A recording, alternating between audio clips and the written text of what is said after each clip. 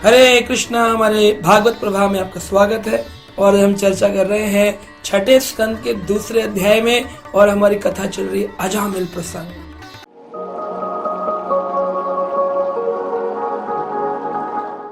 बहुत ही अद्भुत, बहुत ही विशेष। आज इस श्लोक में छठे स्कंद के दूसरे अध्याय के 49 नंबर श्लोक में बताया गया है अजामिल प्रसंग। कैसे अजामिल ने अपने पुत्र का नाम लेकर और भगवत प्राप्ति कर ली।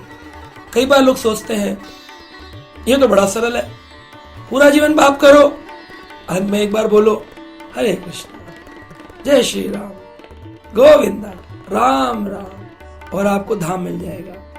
अरे देखिए ना, अजामिल ने एक बार नारायण बोला और उसको भगवत प्राप्ति हो गई। एक बार बोलने पर भगवत प्राप्ति नहीं हुई है। आइए जरा ध्यान से आज इस अध्याय में सुनते हैं।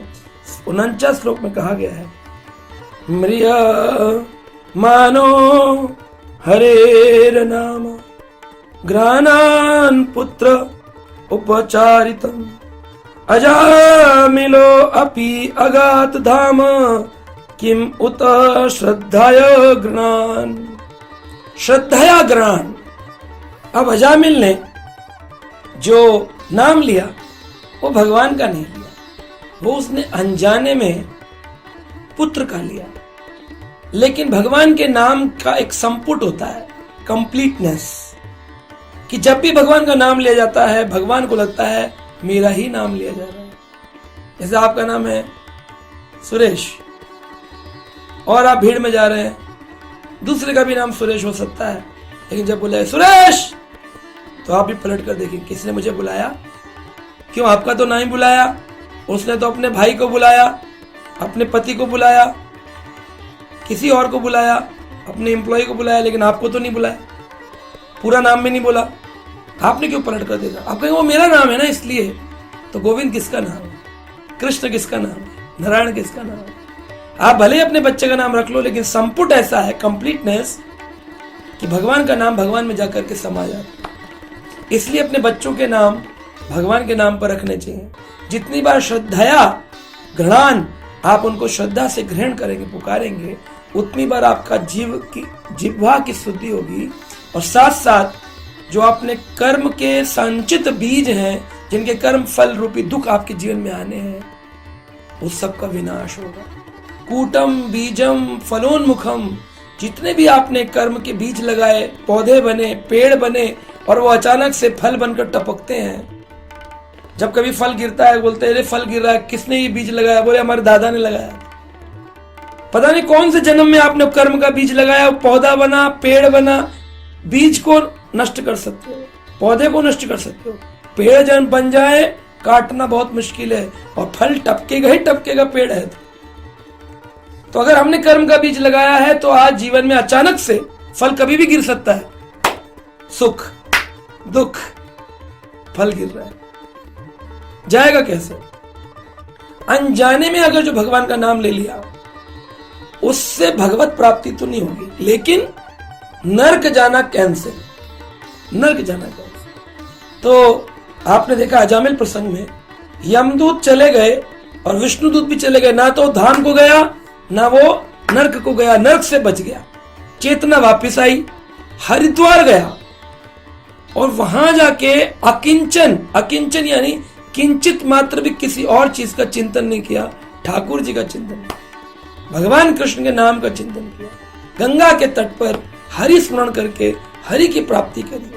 हरि हरि हरि हरि हरि की प्राप्ति करी। तो नाम 3 प्रकार के हैं, शुद्ध नाम, नाम अपराध, छाया नाम आभास। तो 3 मुख्य हैं, एक गौण है। व्यक्ति बोलता है अनजाने में नाम लेने से मुक्ति हो जाती है, ये गलत बात है। हम देखते हैं प्राय भारत में कोई अपना शरीर छोड़ रहा हो, बोलते दादी राम राम बोलो, राम राम। राम राम बोलने से क्या होगा? क्या चेतना बदल जाएगी? क्या हृदय के अंदर प्रवृत्ति बदल जाएगी? पाप के बीज खत्म हो जाएंगे? और पेड़ बना रखे जन्म जन्मांतर कट गए क्या?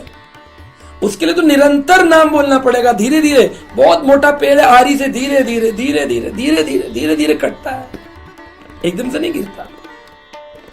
तो नाम, अब बोले धीरे धीरे नहीं, तेज भी गिर सकता है, हेक्सा ब्लेड वाली मोटर और भड़ाम से पेड़ गिर जाएगा। तो उतनी तीव्रता से भजन करना पड़ेगा, ऐसे अंत में राम राम बोलने से काम नहीं चलता।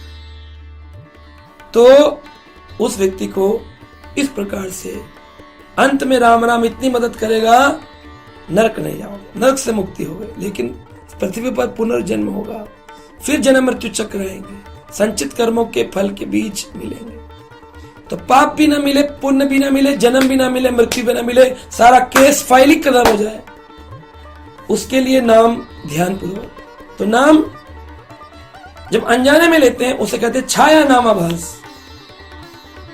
जब जान के नाम लेना शुरू करते हैं और उसमें अपराध बहुत होते हैं, शास्त्रों पर तर्क वितर्क करना, गुरु की अवज्ञा करना, भक्तों की निंदा करना, भगवान कृष्ण के बराबर अनेक देवताओं को मानना, से कई नाम अपराध करते। अनर्थ तो है ही, नाम अपराध भी है। अब व्यक्ति भक्तों के संग में आता है, नाम भजन करता है, नाम अपराध से धीरे धीरे नाम आभास तक पहुंचता है। नाम आभास क्या होगा? अब उसे देवता का आभास होने लगेगा, नाम आ गया आ गया आ गया, आभास हो रहा है। तब उसके अपराध बंद हो जाएंगे, लेकिन अनर्थ रह जाएंगे। फिर चौथी सीढ़ी आएगी शुद्ध नाम, पूर्ण रूपेण सारे अपराध सारे अनर्थ खत्म, आनंद। उदाहरण, काली कोठरी है, बंद है पूरी, आप अकेले उसमें बंद है, एक रोशनी की किरण नहीं, अंधकार टोटल। बाहर बात हो रही है, कोई कह रहा है देखिए एक कैदी बंद है काल कोठरी में, इसको निकाल देते हैं या थोड़ी रोशनी दे देते हैं। सुनाई दिया, छाया नाम आवाज, पर्ची आ गई गेट के नीचे से। अगर तुम भजन करोगे तो तुम्हें रोशनी देंगे।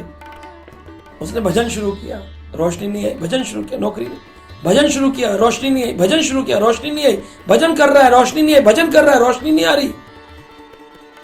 एक दिन छोटी सी सुई के बराबर नोक से रोशनी आई, काल कोठरी में एक रोशनी की किरण, रोशनी आई, आभास हुआ कि अब धूप आएगी, रोशनी आएगी, आभास। शुद्ध नाम, पूरा दरवाजा खुल गया, पर्दे हट गए, खिड़की खुल गई, रोशनी रोशनी पूरे घर में सत्ता, सूरज उतर आया, इतना शुद्ध नाम। तो कमरे में बंद है, बाहर किसी ने बोला छाया नाम आवाज, अंदर बैठ के आपने बोला नाम अपराध, रोशनी की किरण आई छोटी सी, नाम आवाज, पूरी रोशनी आ गई, शुद्ध नाम। एक शुद्ध नाम करे सर्व पाप क्षय, सारे पापों के भंडार एक शुद्ध नाम से। लेकिन वो शुद्ध नाम के लिए पहले ये सारे प्रयास करने थे।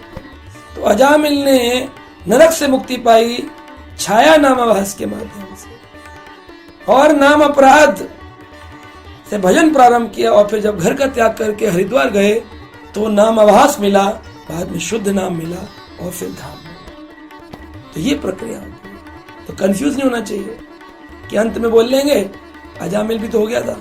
नो, ऐसा नहीं होगा। श्रील विष्णु चबी ठाकुर ने सारी व्याख्यान कर दी है कि आपको स्मार्ट बनना नहीं चाहिए, स्मार्टफोन रखना चाहिए, लेकिन स्मार्ट नहीं बनना चाहिए।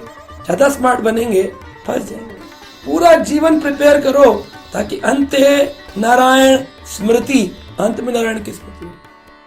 Whole life is a preparation for the final examination which is death. आशा करते हैं आप प्रयास करेंगे।